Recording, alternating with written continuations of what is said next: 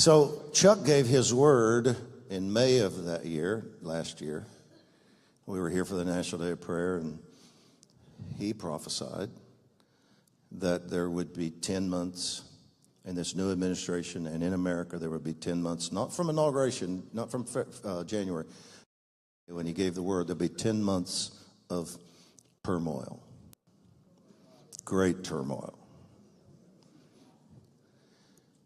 And I'd say he passed that test. You don't get stoned, brother. But then he said after 10 months will come a breakthrough and 3 years of turnaround for America. And that's all. It's really all he said. He said, we just need to pray and don't get discouraged because of the chaos and the turmoil. And so, you know, turmoil. Are you kidding? I've never seen such hatred and such anger. And it's not just from the fringe. It's just from the mainstream of the forces that don't like who we are and what God is and what this nation's founded on. They don't believe in the same destiny for this nation that we believe in. So the turmoil has been great, but he said there will be a turnaround, a breakthrough, and then 3 years of turnaround for America. And I was, of course, praying in that like everybody else. And then I was in Korea with Chuck and Cindy and others. We were doing a conference there. And while I was up speaking, Cindy, knowing about Chuck's word and knowing about the dream, about the flag and the ship, was asking the Lord while I was speaking. She was obviously bored with my message. And so her mind just drifted off into prophetic never, never land. I don't know how they do it, but they do it.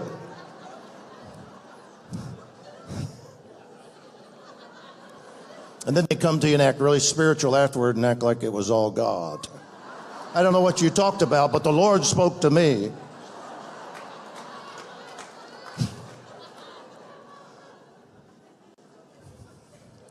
There aren't many people on the planet other than my family that I have run with longer than the people sitting on this front row. So we have a lot of fun together. But anyway, she said, the Lord spoke to me while you were preaching tonight and about the word, the dream, and about Chuck's word. And the Lord says to you, relaunch Appeal to Heaven on 2/22, February 22nd. Because the Lord said to her, look at the calendar and see when the 10 months are up. And she looked, and it was, I suppose, probably mid-February, some point here. And she said, the Lord said, tell him to relaunch in Washington, D.C. on 2/22. And birth the turnaround, the breakthrough and turnaround. And it will relaunch the worldwide prayer movement.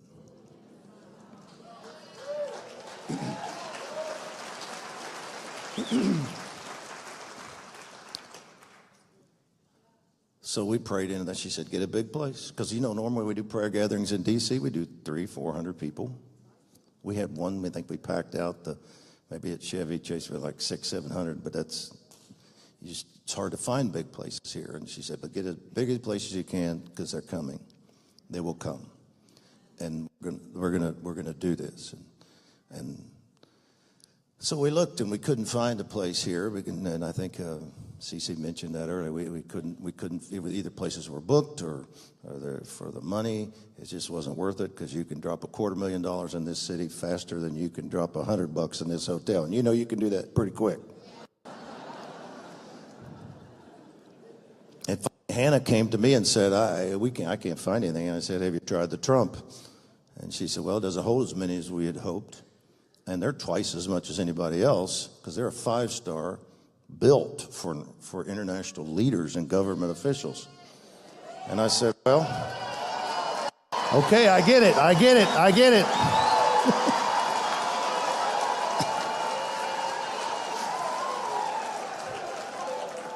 So I said, well, you know, shoot him an email. So it happens she emailed one evening. The next morning at 6 a.m., 8 a.m. here, she got a call back the very next day. saying, what do you want? What do you need? And she wanted them to know we weren't doing a banquet with tables, et cetera. She started saying, well, we need theater seating and a platform, and there'll be worship. And he stopped her, and he said, and I'm not saying he knew who we were already, but I'm sure they do their homework and don't just allow just anybody in here. But what he said was, oh, no, I know who you are, and I know what you do. I know all about the flag, and I know about the conferences you do. And we want you to do it here. We think we're a really good fit.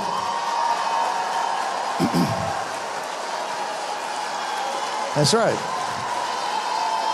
That's right. And he said, we're going to work with you. We're going to get the prices as low as we can. We're going to, their rooms normally start at $700 a night.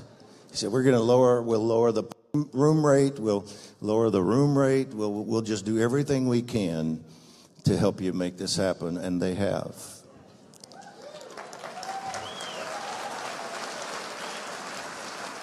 So, Cindy knew what God was doing with the 222 thing. It wasn't just, that's the 10-month mark. She knows the Isaiah 22 thing in my life.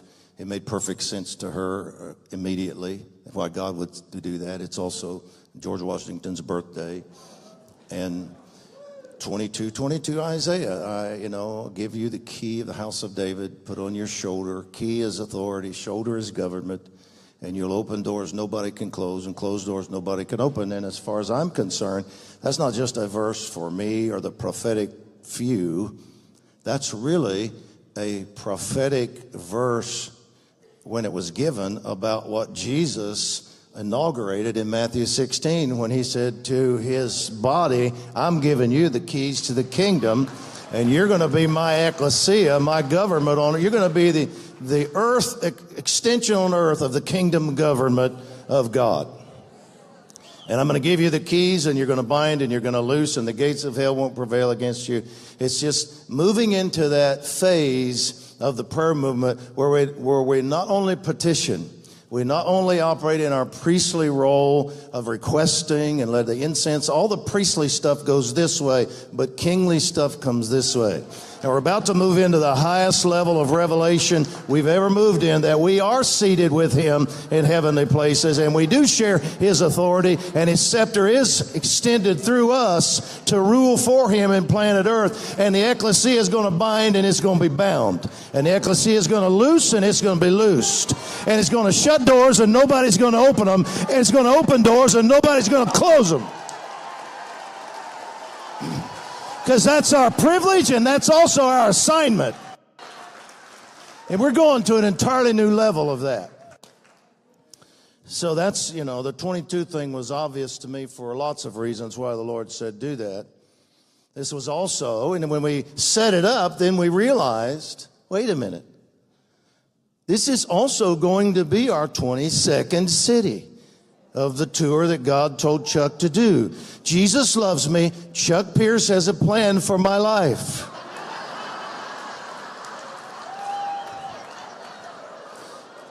So when your schedule's already full and the prophet says to you, God just told me we're supposed to go to 22 cities. And I said, by video?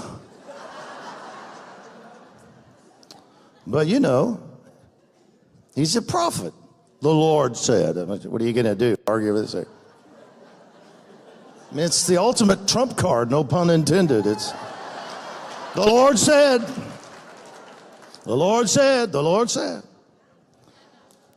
So it's the 22nd city, and you're just like, okay, you can't make this stuff up, can you, John? And so much prophetic swirl came.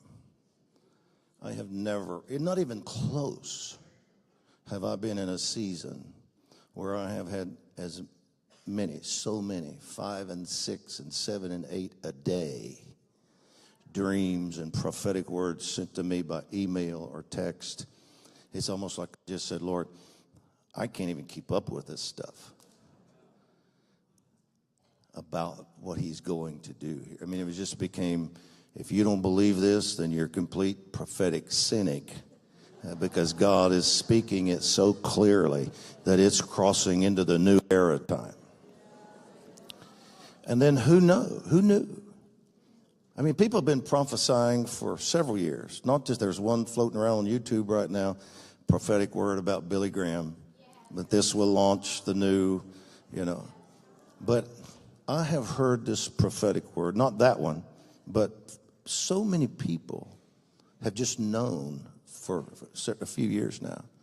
There's something about his graduation to heaven that marks a crossing point, that God's going to do some things and pour out some things. Don't be thinking that there's any one person going to get his mantle. A generation is going to get a mantle.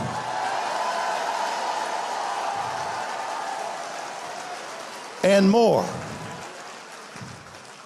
So there's something that he pioneered, he and others, Oral Roberts and different ones, but he's just been waiting so that we would know the sign. Okay, here we go. But who knew it would be linked to the gathering of the ekklesia here when we're saying already, new era, new era, new era, turn around, great awakening, great awakening, great awakening. And just like, it never entered my mind that might happen while we were gathering here. And then, of course, some of you heard the news today or saw the report about in Israel, them finding the seal of Isaiah and Hezekiah. Archaeological digs, they just found, and one of the articles I read, and you don't dare do this now because God will hurt your computer. But you can go to John and Jolene.us. That's Jon, not John.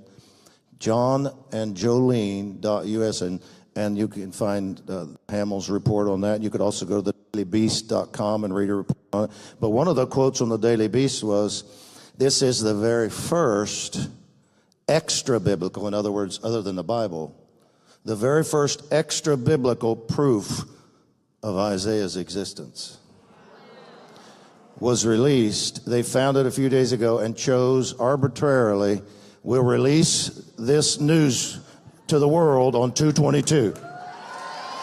So Isaiah 22:22 guy, proof of his existence is released on 2/22. You can't make that up. You can't make that up. I'm just telling you, you can't make that up. If I wanted to construct a prayer to help God confirm to us that this was right and the timing was right, I wouldn't have been bold enough to put those two things in the prayer. Take Billy to heaven and find Isaiah's seal in some archaeological dig.